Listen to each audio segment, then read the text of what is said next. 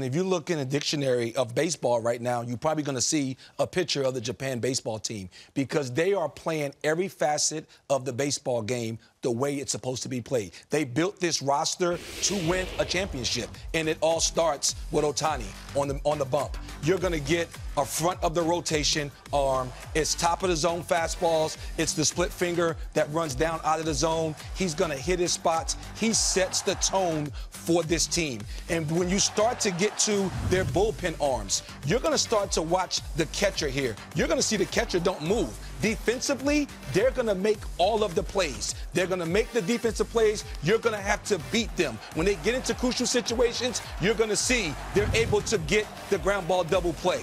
And when you start to look at their offense, it starts with Ohtani. That's a hanging breaking ball that he hits out of the ballpark. He can play long ball. He's also able to play short ball. They want to shift. He drags bunt. He gets on base. He sets the stage for his ball club. When you start to look at this team in its entirety, what you're going to get is the ABCs of baseball. Ohtani hits a double down the line here. The next batter comes up. He hooks a ground ball to second base. He gets him over. The next batter steps into the batter's box. This is the ABCs of baseball. Situational hitting.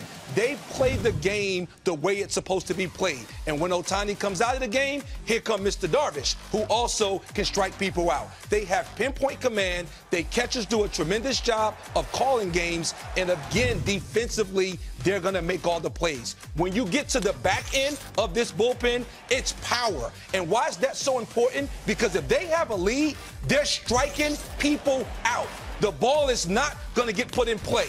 It's top of the zone, it's 100 miles an hour, and then it's the split finger falling off the table. And the biggest equalizer in this entire tournament is Ohtani. In a winner-take-all one game, this is the guy that the tournament is going to go through because Japan will have him on the mound. Change-ups, slider, the split change, I should say, slider that he started to incorporate last year. There's so many weapons just with him. This from the Game Day MLB. Yes, and you look at this tweet. When you talk about playing for your country and the Japan players, 46% of the households in Japan was tuned in to watch this classic. That means a lot to these players. This is more important to them than probably the World Series is probably to other players that play here in the U.S. So let me get that right. Half the households with TVs yes. in the country. The other half was at the game.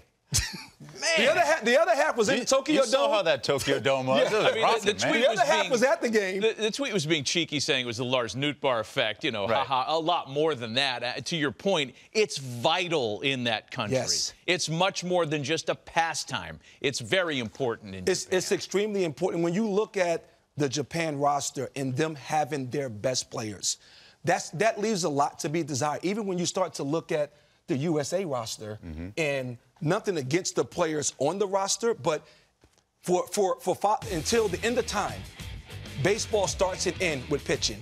And if you're the USA and you look at this board here and the number of pitchers, these are USA-born pitchers that are the top 9 pitchers in our game that are not on the USA roster.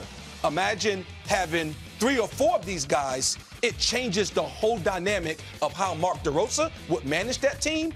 Team Japan doesn't have this problem because they have their best players on their roster. Wow. I mean, that speaks volumes here. It would be an equalizer if D-Row had access to anybody on that list. He does not. So we talk about our players constituting an all-star game. I say our, meaning the American players. We're not as familiar with most of the players on Team Japan's roster, with some exceptions, of course. Japanese fans know that they've got a country filled with all-stars on that team as well. Yeah, I mean, and just to kind of echo what some of the points that Bo's been making, I mean, they've outscored their opponents 47-11. That's just telling you that they're firing on all cylinders. They're pitching well, they're getting key base hits to drive in runs, and they're catching the baseball and preventing runs as well.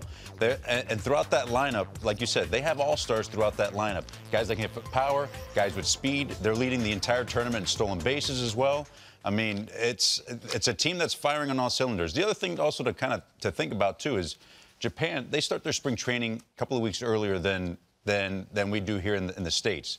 So a lot of those guys have gotten 2 weeks worth more of reps and at bats than usually guys do here in the States. Right. So that kind of comes into play as well. I mean, you got to think about it. Every single WBC, they've been able to advance. Yes. They've also had to travel, right? With large chunks of airspace, right? We're not talking about Phoenix to Oakland here. This is a big deal, right? So they're coming from Tokyo, and they're not going to L.A. or San Francisco, where finals have been played in the past. They're going to Miami, which is an even worse trip for them. Mm-hmm. So there's that as well. Is that at all on your mind if you're Team Japan? I mean, I think it's something that you're dealing with, but you know, I don't think they're looking at it as any sort of disadvantage. I mean, they're loaded, they're confident. Yeah. I mean, the fact that they're going to Miami, that's what they're excited about. It doesn't matter where this team's going to play. Yeah. Good pitching, good defense, situational hitting. All that travels. Yeah. So at the end of the day, once they get on the baseball field, this is going to be a tough team to knock off. They'll get their sleep. We're going to get back to Major League Baseball after a break. We got a guy who managed against Justin Verlander. That had to have been no fun. And a guy who's caught Justin Verlander for many years, as a matter of fact. They're going to add some insights on what